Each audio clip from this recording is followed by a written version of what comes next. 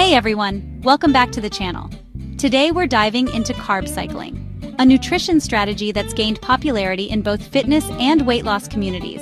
Whether you're an athlete looking to optimize performance or someone trying to shed a few pounds, carb cycling might have crossed your radar. But is it right for you? Let's break down the pros and cons to help you decide. Carb cycling is exactly what it sounds like, strategically varying your carbohydrate intake throughout the week. Typically, this means alternating between high-carb days, moderate carb days, and low-carb days, rather than keeping carbohydrate intake consistent.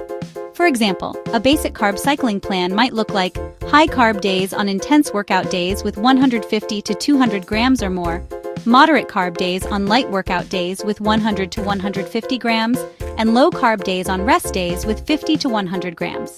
The idea is to fuel your body with more carbs when you need them most, and fewer when you don't. Let's look at what these different days might actually include on your plate. High-carb days focus on quality complex carbs like oatmeal or whole grain toast, with breakfast sweet potatoes or brown rice with lunch, whole wheat pasta or quinoa at dinner, fruits like bananas and apples for snacks, and even moderate amounts of your favorite treats like frozen yogurt. Moderate carb days involve scaling back, half a cup of oats instead of a full cup, a medium potato instead of a large one, more modest portions of grains, and still plenty of fruits and vegetables.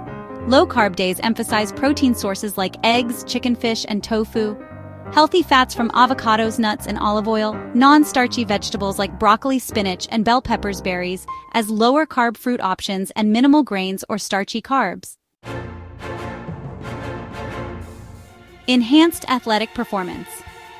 On high-carb days that align with your most intense workouts, you'll have more glycogen available for energy. This can translate to better performance, more power, and greater endurance during challenging training sessions. Potential fat loss. Benefits. Low-carb days can help improve insulin sensitivity and encourage your body to burn fat for fuel. By cycling between higher and lower carb days, you may be able to lose fat while preserving muscle mass more effectively than with consistent calorie restriction. Psychological flexibility.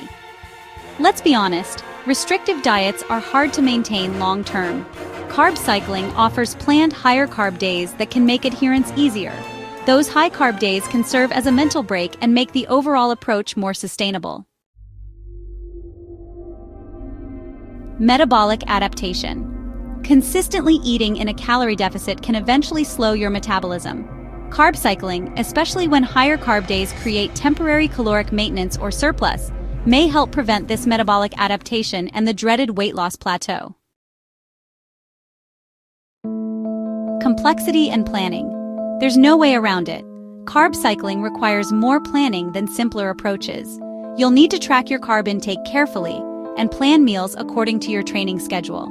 This complexity can be overwhelming for beginners. Limited research. While the theoretical benefits make sense, there's surprisingly limited scientific research specifically on carb cycling compared to other nutrition strategies. Many of the reported benefits are anecdotal or extrapolated from research on other dietary approaches. Potential hormonal effects. Dramatic swings in carbohydrate intake can affect hormone levels, particularly in women.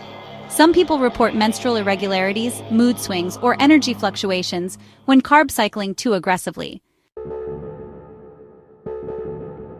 Not necessary for everyone. The truth is, for most people, consistency with overall calorie intake and a balanced diet will produce results.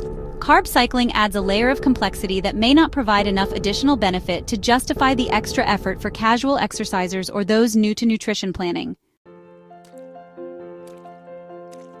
Like most nutrition strategies, carb cycling isn't a one-size-fits-all approach.